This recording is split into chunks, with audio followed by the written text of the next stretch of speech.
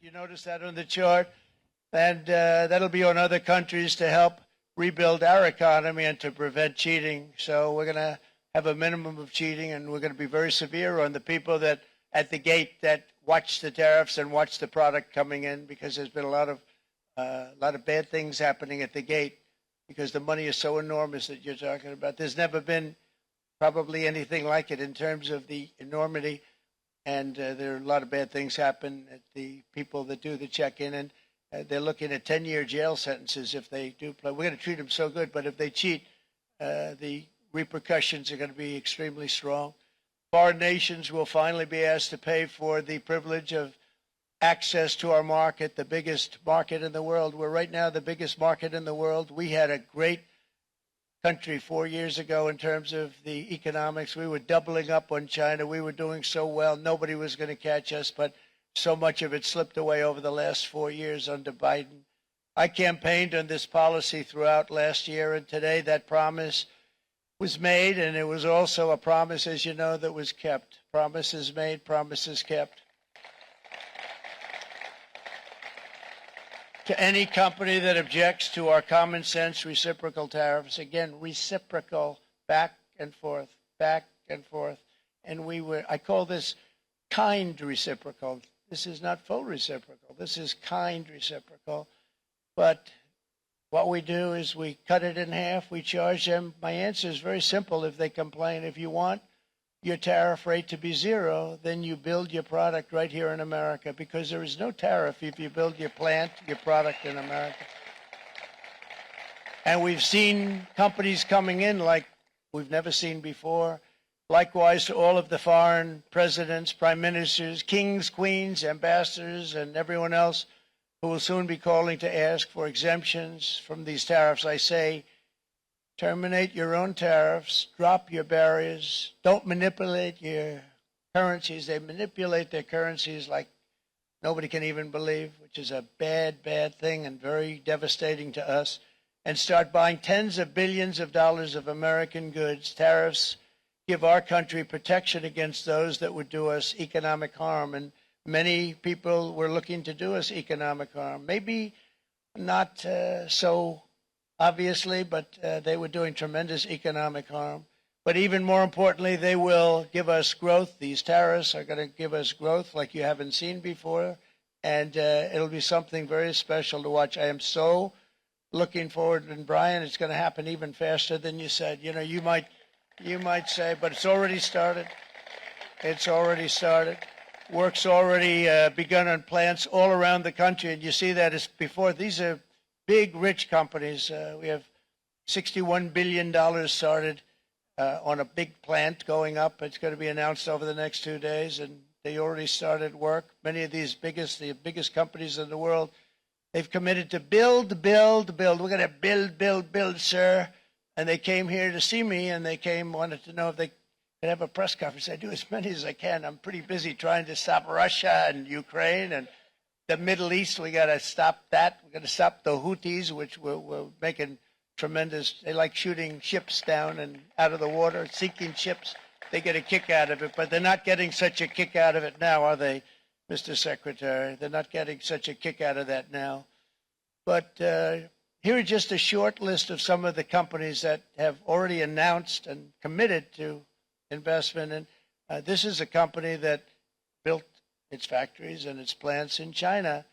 Apple is going to spend $500 billion. They never spent money like that here. They're going to build their plants here.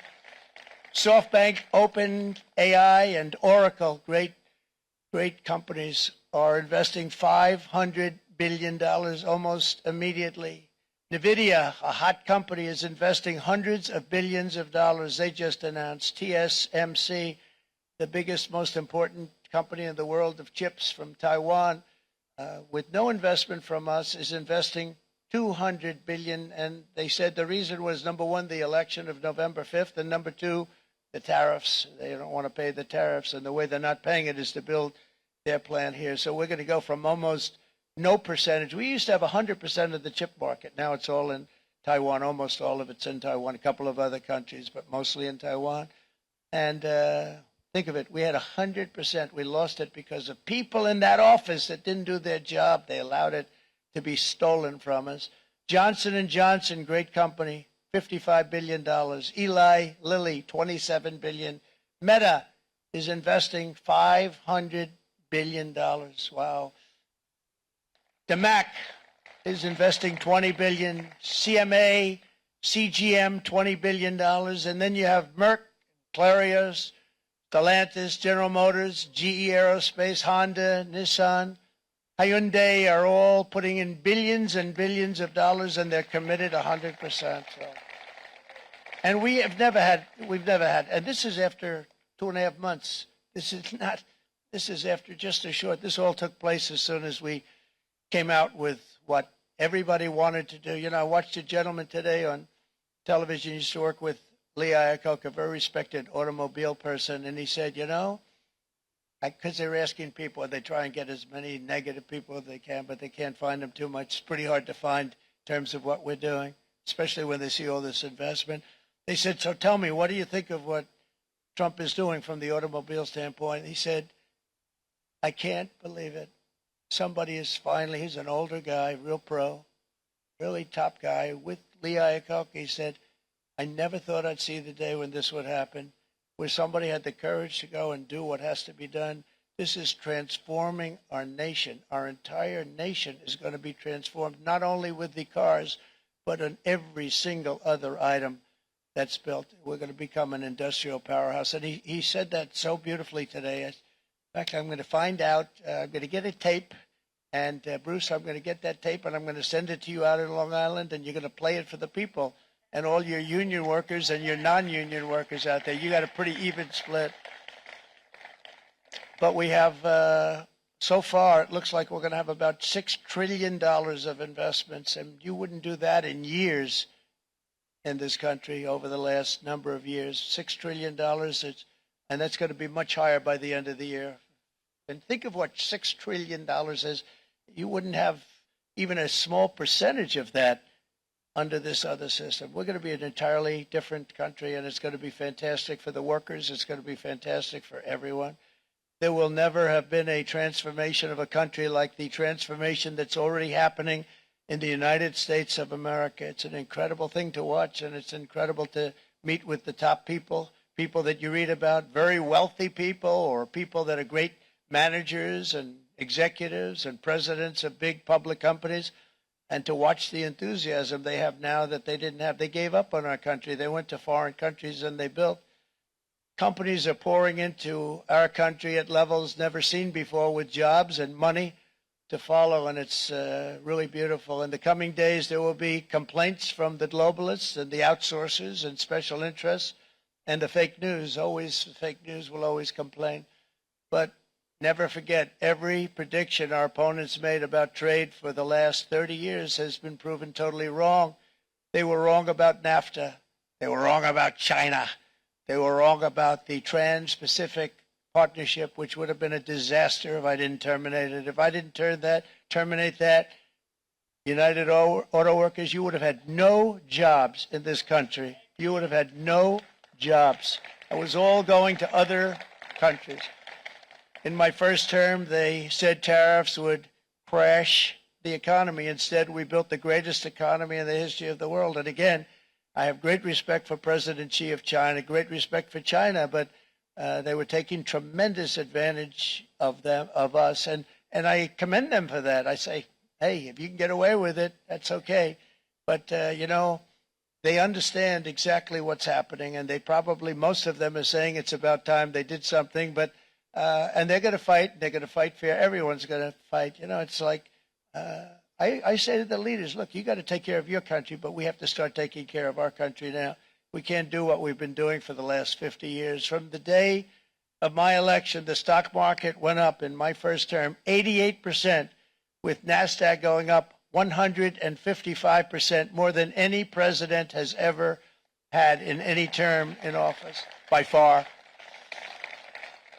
And I think we're going to blow that away. And maybe the numbers won't show, but I think they're going to show much better than even those numbers. But what you're going to see is you're going to see activity, that empty, dead sites, factories that are falling down. those factories will be knocked down, and they're going to have brand new factories built in their place. They're not only talking about renovating, they're talking about brand new, the best anywhere in the world, the biggest anywhere in the world. I have a friend who builds car plants, and I said, I want to see the biggest and the best. He said, well, we have to go to Mexico. I said, no, I want to see it in the United States. He said, we're not building them in there. This is a year and a half ago during the campaign. He said, we're not building it. You'd have to go to Mexico. When I was starting to decide to run, and I went to number one in the polls very rapidly, I want to say, like let's say in the first hour, and then shortly thereafter, it looked like I was going to win, and the fake news was saying, "Oh no, don't do this." What they don't know is if I didn't win, they would have really been in trouble, because nobody wants to read them anyway. But I tell you what, when it looked like I was going to win, I announced that I was going to be doing exactly what we're talking about today. Great consistency, actually, because I've been talking about it for 40 years.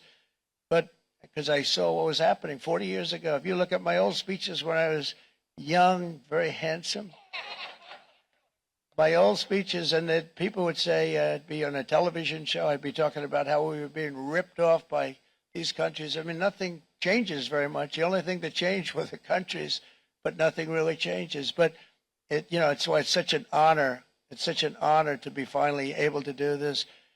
If you look at China, I took in hundreds of billions of dollars in my term, hundreds of billions. They never paid 10 cents to any other president, and yet they paid hundreds of billions, so much so that Biden couldn't do anything. They wanted to try and terminate it because he had a very special relationship with China.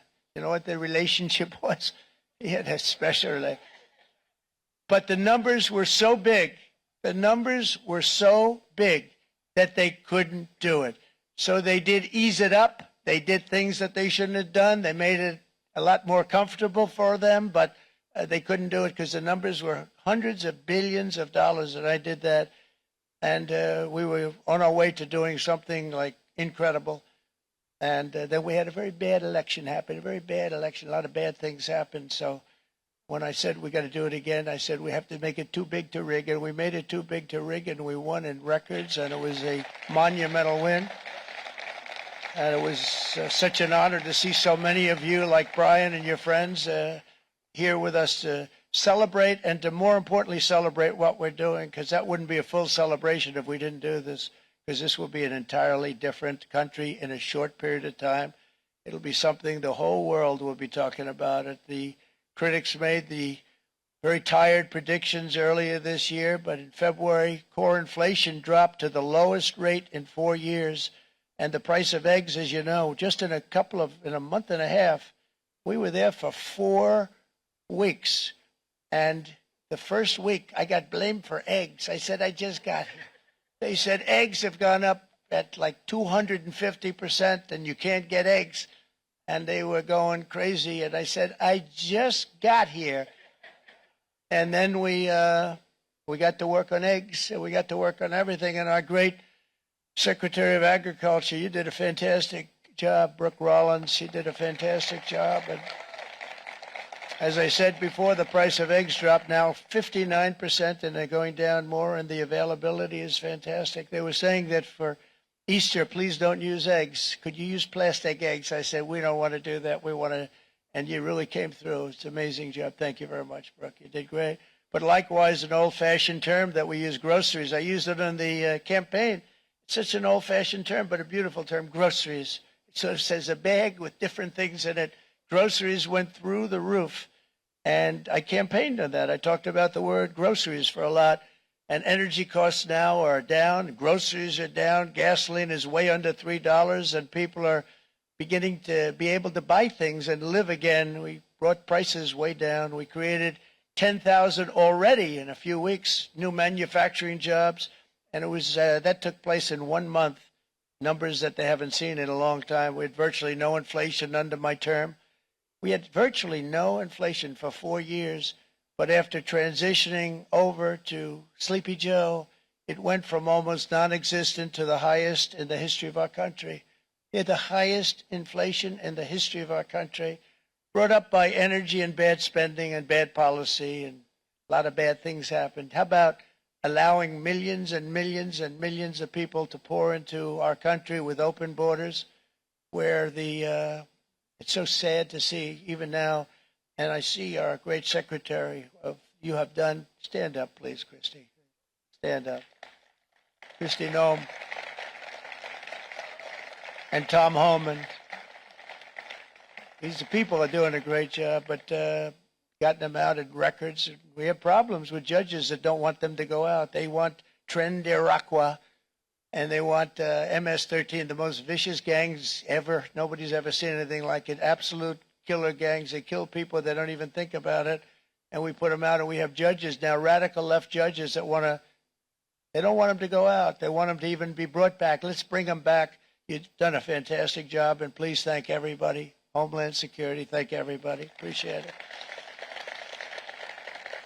And we now have a border that's the best border that we've ever had, even better than it was my first term. My first term we did good, but this one we really specialized in. We've done really well.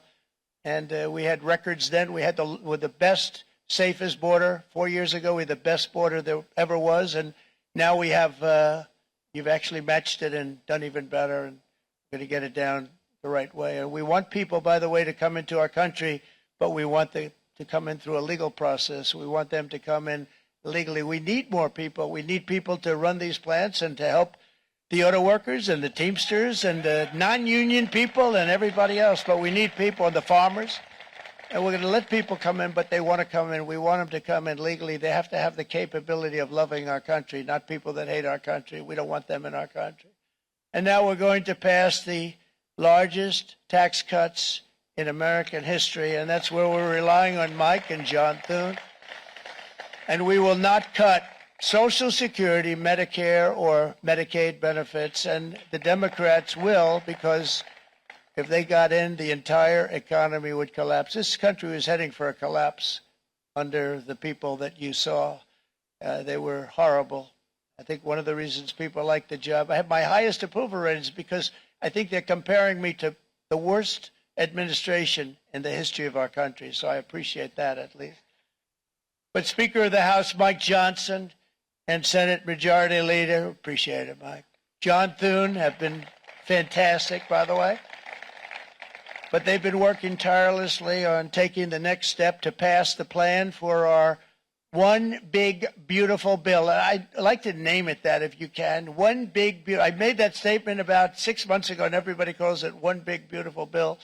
And it will be that. It'll have everything, the big tax cuts and every incentive there is. And it'll be fantastic. And by the way, for the cars, we're asking for an interest deduction on a loan. So if you build the car, only in America we do it, Brian. If the car's not built in America, you don't get the interest rate deduction. But if you build the car in America, if you buy a car, if it's built in America, then you get an interest rate deduction, tax deduction, and that's a big thing. It's going to be a big thing. I think that's going to pay for itself very quickly, that deduction. Never happened. We've never had anything like that before. Somebody said, where do you get the idea? Because it's so basic. You would think that would have happened a long time ago. It never did, and I'm very happy it didn't, because now I can say that was my idea. But we're going to get us closer to the debt extension. We have to get the debt extension passed, and I know you're going to be able to do that, Mike, and it's very important that you do that. And all of the other things that the Senate budget plan gives us, along with working, because I know they're working together, John and Mike, and the two bills are going very well together. We need to get our shared priorities done, including certain permanent tax cuts. We want the tax cuts to be permanent, spending cuts, energy and historic investments in defense, border, and so much more. We're covering everything. These will be phenomenal. There'll be no bill like this going to straighten. One bill is going to straighten out our country for many, many years to come. And we said, let's just do it and let's get it done. And some guys will love it and some guys will like it a little bit less because they're not getting what they were exactly looking for, but they're getting a lot. They'll never, if we get this done, it'll be the most incredible bill ever passed in the history of our Congress and Senate and congressmen, the senators and the congressmen, many of whom are here today, will be very proud of themselves. I really believe that. It's going to set us on a whole new prosperous path. we're going to cut spending and right-size the budget back to where it should be. We're going to do that very strongly. Thank you, Rick. Thank you. John, thank you. Oh, look at all of our senators over there. Oh, boy. That's a nice group of people. But I won't like them so much if they don't get this bill done. That's a great group. And Congressman, thank you very much. I appreciate it. Tremendous people. The Senate plan is my complete and total support, and the House plan likewise is very similar. They're moving along pretty much at the same clip, and as soon as you're ready, you'll show it to me, and I'm sure it'll have my support, Mike. Every Republican congressman and senator must unify. We have to unify. We can't be separated. We have to get it done. We have to get absolutely everything we can, and we have to take care of the American people. That's the only thing that matters. We have to take care of the American people first. We need to pass this bill immediately, get it done, including debt extension. From this day on, we're not going to let anyone tell us that American workers and families cannot have the future that they deserve. We're going to produce the cars and ships, chips, airplanes, minerals, and medicines that we need right here in America. The pharmaceutical companies are going to become roaring back. They're coming roaring back. They're all coming back to our country, because if they don't, they got a big tax to pay. And if they do, I'll be very happy, and you're going to be very happy, and you're going to be very safe. We're going to build our future with American hands, with American heart, American steel, and we're going to build it with American pride like we used to. We're approaching our 100th day as president, and have been given credit by a lot of people, actually, even some of the fake news. Can you believe it? Which in this case hopefully isn't fake. For having done more in that time than any other administration in the history of our country in the first 100 days. I think we've had an amazing, in terms of what we've done, what we've gotten accomplished. I'd like to see if we can get that war ended and another war from not starting in the Middle East. You have to get Russia. They're losing 2,000 on average, 2,500 people a day, young people, soldiers, Russian. Think of that. 2,500 through some days, but on average, probably over about a 1 week period, it's 2,712, they say. They're losing those soldiers. They're dying. They're being decimated, and they're not from our country, but they're from